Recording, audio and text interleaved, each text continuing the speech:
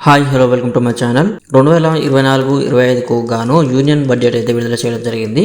కేంద్ర ప్రభుత్వం పార్లమెంట్ లో ఫైనాన్షియల్ మినిస్టర్ అయిన నిర్మలా సీతారామన్ గారు ఆర్థిక బడ్జెట్ 2024-25కు గాను 48.21 లక్షల కోట్లతో బడ్జెట్ ను ప్రవేశపెట్టడం జరిగింది. ఈ బడ్జెట్ లో పూర్తిగా 9 అంశాలకు ప్రాధాన్యత ఇచ్చినట్టు మంత్రి నిర్మలా సీతారామన్ అయితే తెలిపారు. దీని గురించి తెలుసుకోబోయే ముందు మీరు కనుక నా ఛానల్ కి కొత్తగా వచ్చినట్లయితే వెంటనే సబ్స్క్రైబ్ చేసుకోండి. ఈ వీడియోకి లైక్ చేయడం మాత్రం మర్చిపోకండి. చివరి వరకు అయితే చూడండి. చివరి వరకు అయితేనే బడ్జెట్ అనేది అర్థమవుతుంది. ముఖ్యంగా 9 అంశాలకు ప్రాధాన్యత ఇచ్చారు. దానిలో వచ్చేసి మొదటగా వ్యవసాయం, ఎంప్లాయ్మెంట్ అండ్ స్కిల్, హ్యూమన్ రిసోర్స్మెంట్ అండ్ సోషల్ లా, ఉత్పత్తి, సేవలు, పంటనాభివృద్ధి, ఇంధన భద్రత, మౌలిక సదుపాయాలు, ఆవిష్కరణ, పరిశోధనాభివృద్ధి, అత్యాధునిక సంస్కరణలపై దృష్టి పెట్టి ఈ బడ్జెట్ అయితే విడుదల చేయడం జరిగింది. నిన్న కేంద్రం ప్రవేశపెట్టిన బడ్జెట్ లో ఆంధ్రప్రదేశ్ రాష్ట్ర రాజధాని అయిన అమరావతి నిర్మాణానికి 15,000 కోట్లను ప్రత్యేకంగా ప్రవేశపెట్టడం జరిగింది. రాయలసీమ, ప్రకాశం, ఉత్తరాంధ్ర జిల్లాలకు ప్రత్యేక ప్యాకేజీ కింద నిధులు విడుదల చేస్తామని తెలపడం జరిగింది. అంతేకాకుండా పోలవరం ప్రాజెక్టును వీలైనంత త్వరగా పూర్తి చేస్తామని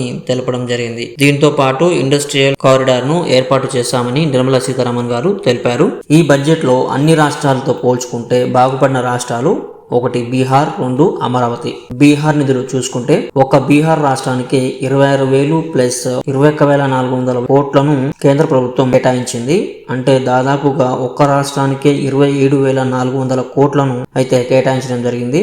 26,000 కోట్లను ఆ రాష్ట్రంలో airports, highways, medical colleges, stadiums కోసం విడుదల చేసింది. అలాగే 21,400 కోట్లను 2,400 మెగావాట్ల పవర్ ప్లాంట్ నిర్మాణం కోసం అయితే ఈ బడ్జెట్ ను విడుదల చేయడం జరిగింది. ఇక ఏపీలో చూసుకున్నట్టయితే అమరావతి నిర్మాణానికి 15,000 కోట్లు ఇవ్వడంతో పాటు పోలవరం ప్రాజెక్ట్ త్వరితగమనంలో పూర్తి, ఉత్తరాంధ్ర, రాయలసీమ, ప్రకాశం జిల్లాలకు ప్రత్యేక ప్యాకేజీ కింద నిధులను విడుదల చేయడం జరిగింది. ఈ రాష్ట్రాలు ప్రత్యేక హోదా కోసం అడుగుతుండటంతో వీటికి ప్రాధాన్యత ఇచ్చింది. తెలంగాణకు ₹1 కూడా ఈ నిధులలో అయితే విడుదల చేయలేదు. కేంద్ర ప్రభుత్వాన్ని రాష్ట్ర ప్రభుత్వం ఐఐఎం నిర్మాణం కోసం 10 సంవత్సరాలుగా అడుగుతున్న ఈ బడ్జెట్ లో మాత్రం దాని ఊసే అయితే ఎత్తలేదు. వ్యవసాయం చూసుకున్నట్టయితే వ్యవసాయంలో ఆర్గానిక్ వ్యవసాయానికి 1 కోటి రైతులను తీసుకొచ్చే ప్రణాళిక అయితే రూపొందించింది. 400 డిస్ట్రిక్ట్ లో డిజిటల్ సర్వీస్ నిర్వహించి 5 రాష్ట్రాల్లో కిసాన్ క్రెడిట్ కార్డులు అయితే ఇవ్వనుంది. వ్యవసాయ దాని అనుబంధ రంగాల అభివృద్ధి కోసం 1.5 లక్షల కోట్లను అయితే కేటాయించింది. గ్రామీణాభివృద్ధి, మౌలిక సదుపాయాల నిర్మాణానికి 2.66 లక్షల కోట్లను అయితే కేటాయించింది. పిఎం ఆవాస్ యోజన కింద గ్రామీణ, పట్టణ ప్రాంతాల్లో 3 కోట్ల ఇళ్ల నిర్మాణం అయితే చేపట్టనుంది. అర్బన్ హౌసింగ్ కోసం 5 ఏళ్లలో 2.2 లక్షల కోట్లను అయితే కేటాయించింది. రొయ్యల పెంపకానికి, ఎగుమతికి నాబార్డు ద్వారా నిధులు సమకూరుస్తామని నిర్మలా సీతారామన్ అయితే తెలిపింది. ఈ బడ్జెట్ లో యువతపై ఫోకస్ అయితే పెట్టారు. 5 పథకాలతో పిఎం ప్యాకేజీని ప్రకటించడం జరిగింది. దీనికి 2 లక్షల కోట్లను అయితే కేటాయించడం జరిగింది. విద్య, ఉపాధి కల్పన, నైపుణ్య వృద్ధి కోసం 1.48 లక్షల కోట్లను ఖర్చు చేస్తామని అయితే తెలిపారు. ఏదైనా ఉపాధి రంగంలో తొలి నెల వేతనం కింద 15,000 రూపాయల నగదును బదిలీ కూడా ఇందులోకి వస్తుంది. వీటిని ఈపీఎఫ్ నమోదు ఆధారంగా వీటిని అమలు చేయనుంది. 1 కోటి మందికి ఉద్యోగాలు, 500 పెద్ద కంపెనీల్లో 1 కోటి మందికి యువతకు ఉద్యోగ కల్పన, 100 నగరాల్లో ప్లగ్ అండ్ ప్లే తరహాలో పారిశ్రామిక పార్కులు, 12 విస్తృత స్థాయి పారిశ్రామిక అభివృద్ధి కేంద్రాల ఏర్పాటు, పారిశ్రామిక ప్రాంతాల్లో పనిచేసే కార్మికుల కోసం అద్దె గృహాల నిర్మాణం అయితే చేపట్టనుంది. పీపీపీ తరహా అంటే పబ్లిక్ ప్రైవేట్ పార్ట్నర్షిప్. ప్రభుత్వం మరియు ప్రైవేట్ కంపెనీస్ కలిసి డార్మెంటరీ తరహాలో ఇళ్లను నిర్మిస్తారు. ఈ నిర్మించిన ఇళ్లని కార్మికుల కోసం అయితే ఇవ్వడం జరుగుతుంది. ప్రతి సంవత్సరం 25,000 మంది విద్యార్థులపై చదువుల కోసం లోన్స్ అయితే ఇస్తామని తెలిపింది.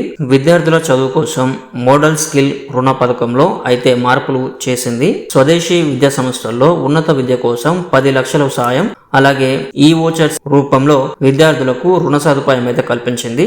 ఎవ్రీ ఇయర్ 1,00,000 మంది విద్యార్థులకు వీటిని డైరెక్ట్ గా అయితే విడుదల చేయడం జరుగుతుంది అని తెలిపారు నిర్మలా సీతారామన్. పై చదువుల కోసం ఎవరైతే లోన్స్ తీసుకున్నారో వారికి సంవత్సరానికి 3% వడ్డీ అయితే ఉంటుందని అయితే తెలిపారు.